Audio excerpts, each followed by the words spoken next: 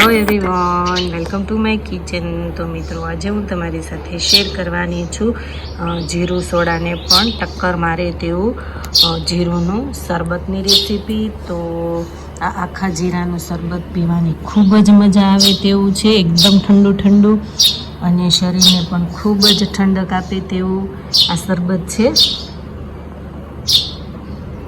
તો ઉનાળાની સિઝનમાં આ શરબત પીવાની ખૂબ જ મજા આવે છે। તો મિત્રો, આ રેસીપી એન્ડ સુધી જરૂરથી જોજો, સ્કીપ બિલકુલ પણ નહીં કરતા।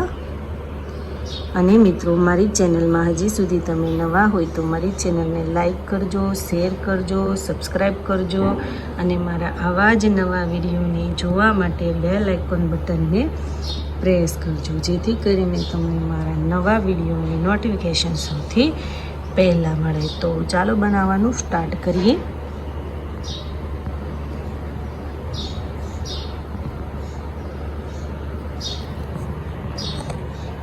તો તમે જોઈ શકો છો કે મેં અહીંયા આખું જીરું લીધું છે, તેને આપણે મિક્સરમાં ક્રશ કરવાનું છે।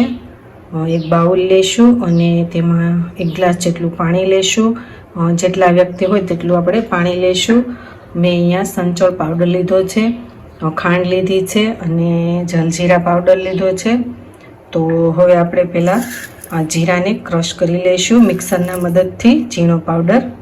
તો તમે જોઈ શકો છો કે મેં જીરાને આ રીતના મિક્સરમાં ક્રશ કરી લીધો છે। તો ચાલો બનાવવાનું સ્ટાર્ટ કરીએ। તો પાણી એડ કરીશું,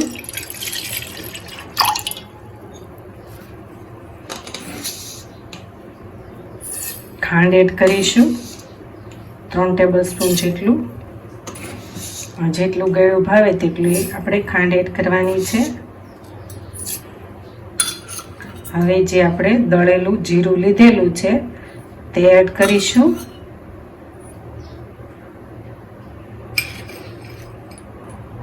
સંચળ પાવડર લઈશું, આ રીતના હવે તેને મિક્સ કરી લઈશું જ્યાં સુધી આપણી જે ખાંડ છે તે ગળી ન જાય અને પાણીમાં ભળી ન જાય ત્યાં સુધી સતત આ રીતના હલાવતા રહીશું।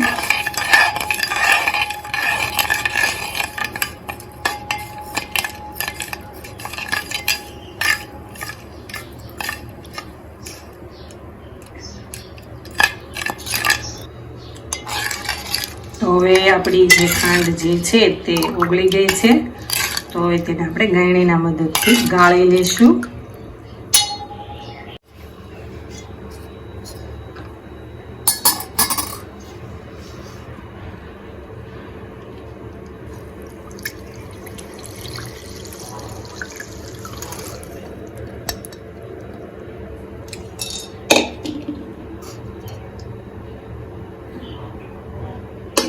તો આપણું જે શરબત છે જીરાનું તે બનીને રેડી થઈ ગયું છે। તો તેને આપણે એક ગ્લાસમાં ટ્રાન્સફર કરી લઈશું। તો બરફના ટુકડા એડ કરીશું,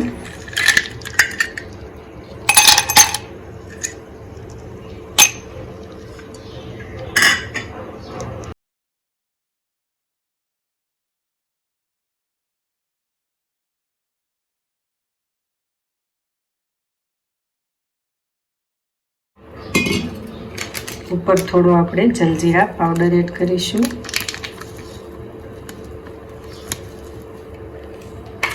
મિક્સ કરી લેશું।